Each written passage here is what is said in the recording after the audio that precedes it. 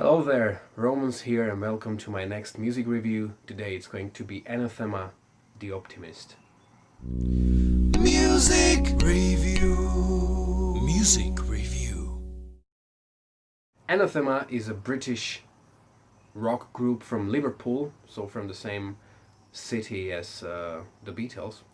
And they are one of those very interesting bands if you look at their development and how much they've changed over the years. Their first two records were uh, a doom metal with death metal vocals. When they released their first album, I think they were supporting Cannibal Corpse on a tour. So that was a very heavy music. They were actually quite popular back then, but this is their period that most of their current fans are probably not very aware of. Then, towards the end of the 90s, when Vincent Kavanagh, the guitar player, started singing, so he became also the lead singer, the band moved towards more of a alternative slash gothic rock, especially the Alternative 4. It's actually a very good record.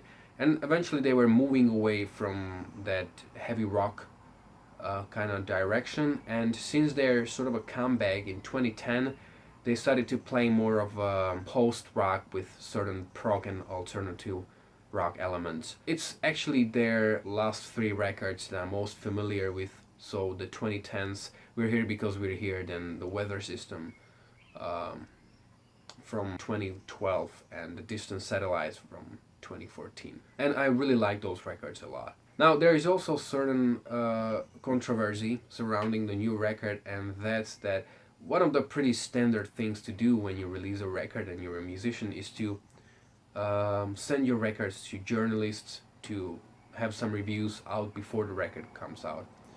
And there was one journalist who posted the record online, and so the record leaked more than a month before its release, and this really sucks. I can understand this a lot as a musician, because there's just so much energy, effort, and money put into a record. So I've made a conscious decision that I'm actually going to purchase this record just because I want to sort of compensate for having the opportunity to hear the record before its release. As of now, I've heard the record 13 times, so let's get to the review. The band went on a record saying that this record is a continuation of the story that they started on their 2001 A Fine Day to Exit. That's a record I've heard a few times, but I'm not very familiar with the story or with the concept of the record. The point is that there was a certain story about a character called the Optimist, and there were certain questions left unanswered at the end of the record, so Anathema decided to answer all of those questions with the new record. So there were questions like what happened with the character, did he live a happy life, and so on. There are a lot of references on that record, because the cover of A Fine Day to Exit, we can see a beach, a car. It's like a picture from the driver's seat, from the front window at the beach. And the intro of the album contains the coordinates to Silver Strand Beach in San Diego Country. So that's the location of that, exactly that beach from the cover of A Fine Day to Exit. And that's the last known geographical position of the Optimist. We hear certain sounds, and so the story begins. Then the second song, Leaving It Behind, which is one of the two sort of a heavier tracks on the record. This record is not very heavy, but this is one of those more rock-driven songs. I really like the arrangements of the song. Now, in the middle of the song, there is a part which sounds like from some house or trance music. It's very it's those electronic elements that they started to incorporate in their music around, I think, 2012, in their Weather System record.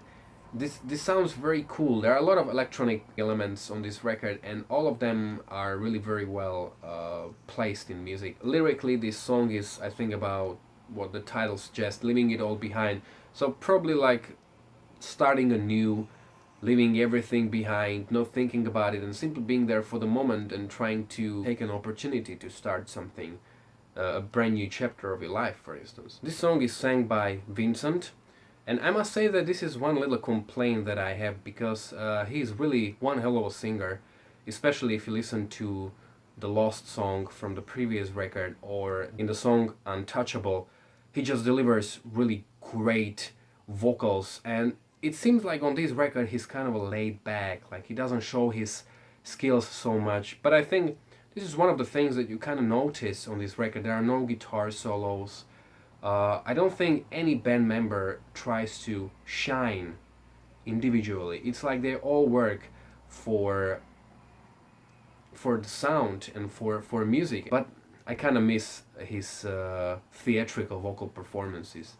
Second song, called Endless Ways, is a more traditional Anathema song. It starts with a piano and we have Lee Douglas singing. One interesting thing about Anathema is that the whole band is sort of like a family business. Most of the band members are siblings or cousins.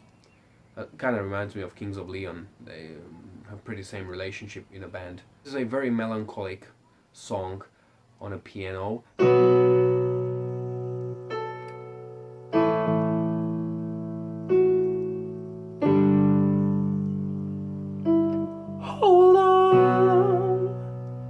Hold on for thee, life, and round and round all night for you. Loved in endless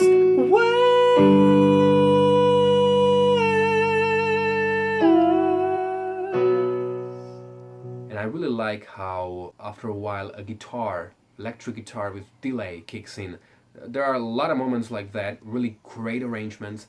And then you hear a sort of a blending of electronics as in a previous track, but also with orchestration. This seems to be a trend in, for example, computer games. If you have soundtracks for computer games, usually these composers combine symphonic music with electronics. This is a really beautiful paradox and it works really well in this song. Eventually the song really explodes with big arrangements. Eventually the song returns to that initial intimate mood, and lyrically I think it's about love and compromises in love. Probably there is one phrase, the dream I'm creating, which is being repeated all over again. So I think that some of the lyrics are too abstract for me. Sometimes I just didn't really get all the probably what they were trying to say. This song kind of reminds me of the Lost Song Part 2 from the previous record, especially the melody, how it's built. The next song is called The Optimist, which is a title track. And I think that this is a kind of a paradox as a title, because I think that Anathema cover that spectrum of feelings and emotions which I personally do not like to be exposed to that often. I think this kind of changed with this new record, but what I'm trying to say is that their music is anything but really optimistic. Therefore, The Optimist is, at first I was like, wow, what a strange title for a record, but now we know that that's the correct from the Find A to Exit record, so the record bears the name of the title corrector, the Optimist. This is one of those more prog rock kind of songs, especially because it's written in 5/8 time signature. So we've got 5/8 notes, 1 2 3 4 5, 1 2 3 4 5. And also quite a funny thing is that this is probably a continuation of Endless Ways, as the first chord is exactly the same in both songs. They're just developed differently. From a musical viewpoint, again, we have orchestration, and I really like the guitar, which sounds sort of like a guitar solo. Lyrically, this song again is kind of ambiguous for me, but it may mean that you get to that point in life when you simply draw a very thick line and you are like, okay, everything behind the line is behind me, I don't care about it anymore, and I just want to move on. So in a way it is optimistic, and this is really what I like about, for example, that guitar solo, that guitar part, that the whole music sounds like a soundtrack for some sort of a drama movie set in autumn. And you just imagine, usually when I listen to Anathema, what I can imagine is walking through a park and you see all those yellow, brown, red orange leaves on the ground and you hear them cracking under your feet as you walk. That's really, that season comes in mind a lot with this band, and it's got very soundtrack-ish kind of vibe, the whole record. If somebody told me that this is a soundtrack for some movie, I would probably believe in it, with all the textures and all the ambience that's happening. So the next song, called San Francisco, is just proves what I said about that soundtrack-ish kind of music. Interesting thing is when the piano starts, I'm not sure if there's some delay on the piano, it slightly sounds like that. There's one theme the whole time. It's just one theme and it builds up in terms of arrangements. And what I really like is when somewhere in the middle a keyboard enters and it's got very 80s sounds, sort of like from Stranger Things, but it doesn't transform the song into some kind of a 80s retro style. It's quite the other way around, and you've got two words built in that song. You've got that 80s sort of a keyboard happening, and then you've got very modern arrangements. Eventually, this theme returns to how it was played at the beginning, and from a conceptual point of view, this may probably represent the journey that the main character is taking. Probably that's the city he's going through. Next song is called Springfield, which is the first official single that the band released. Interesting thing is that you've got the main theme on the guitar, but eventually the piano takes over and plays that same theme. When the guitar starts, it gives sort of a cold feeling, but the piano like brings back some warmth into that song. And again, we've got that 80s keyboard. I really like it a lot. I'm an 80s nerd. So lyrically, it's got just two sentences. How did I get here? I don't belong here. So that again may sort of describe that journey that the main character is taking, and probably some doubts that he has along the way. This song has a very similar structure to the previous track, San Francisco. So again, there's like one theme that's eventually building up. And again, this is very theatrical music, like film score or a movie score. Next song is called Ghosts. This is again very orchestral piece with a piano, and especially after the Tired and Confused, I Saw You, after that part an orchestra kicks in, and I couldn't help but think of the song called Frozen from Madonna. These two songs are very similar in terms of how they are written and how they're arranged. Lyrically, I think this is about a sorrow after the person you love. Next, we've got a song called Can't Let Go. So this is again more of is the second of those rock-driven songs. It's a slightly faster song. In the middle of the song or towards the end, you've got that one note being played very fast on the guitar, and eventually it creates a melody. It's a very, I wouldn't even call it a guitar solo, it's more like a part of arrangements. It's really nice. There are very nice vocals and harmonies, and lyrically I think this song is about searching for that person that you love. Next song, Close Your Eyes, is a very interesting song because it starts as a sort of a lullaby, and eventually it transforms into a sort of a jazz slash swing kind of piece. In that moment I kind of have that feeling like being in New York in some bar, and there's a female singer lying on a piano and singing.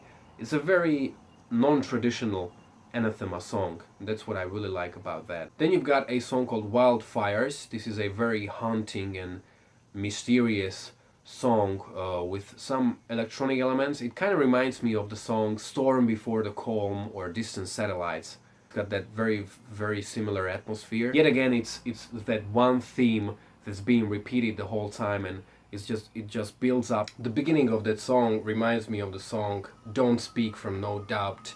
They have the same chord at the beginning and even repeat it and played in the same pattern.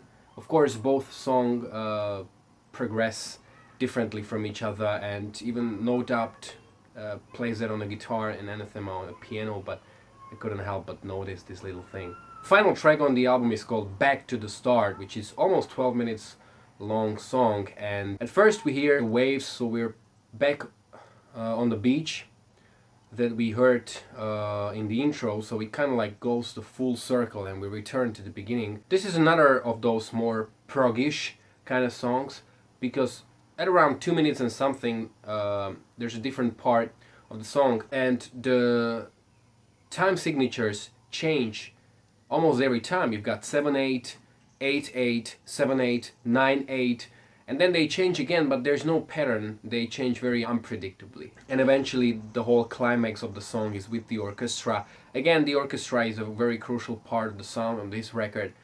Lyrically, this song talks about that we all know that the most difficult thing is to start something, leaving it all behind and starting anew. And around 6 or 7 minutes the song fades away and we hear sounds, we hear footsteps, then somebody, probably the Optimist, knocks on the door. Somebody opens the door, there's a certain amount of silence, and then we hear, "How are you?" From a viewpoint of a story, he might have started a new life by either taking an opportunity and getting to the person he loved and he was looking for, and maybe finally having the courage to get to that person, or maybe it was somebody from his past that he was avoiding, or it might have been somebody completely new. We don't know the answer for sure. Maybe this is a question for Anathema. But even though that Anathema gave us some answers throughout the songs, the most important answer, or the crucial answer that we were looking for, what happened with the Optimist, is answered in approximately the last 2 minutes, because then after this sort of a dialogue and sort of a scene, it's followed by a couple of minutes of silence, and then at the end we hear there's a sort of a recording. It seems like it was recorded in a house. We hear the birds, we hear acoustic guitar, and we hear the voice of a child. So whatever the answers for my previous questions might be, it seems like the Optimist started a family. So this is a happy ending after all. All those sounds created this image of a house somewhere near the woods, and this is like the biggest dream everybody can have, to have his own family, have his own children. I guess that the title The Optimist is a right fit for this record after all. I think that this whole record is very dark. It sounds very good. I just love the arrangements, the production.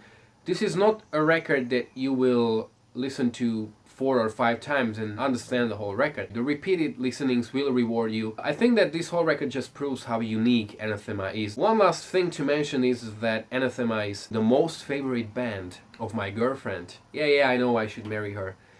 And I will. When I was talking with her, she told me after a few listenings that she would give this record 15 points out of 10. I must say that maybe just a tiny little bit I like the previous record, Distant Satellites, more. But this is really a great record, so therefore I decided to give it 9 points out of 10. That means a must-have. This is not only for the fans of the genre or the band. This is for anybody who likes interesting, innovative, progressive, and good music. I enjoy this record a lot, and thanks Anathema for making this record. Oh, one more thing. The Optimist in Slovak means optimista.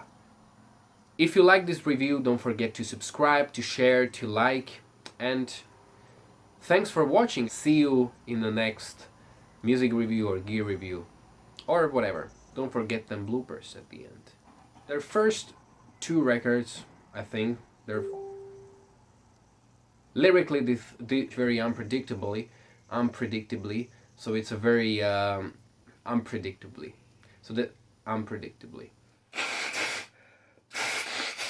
and this is really what I and it when now this is a song sing song. I'm not sure about this. Sang. Sang.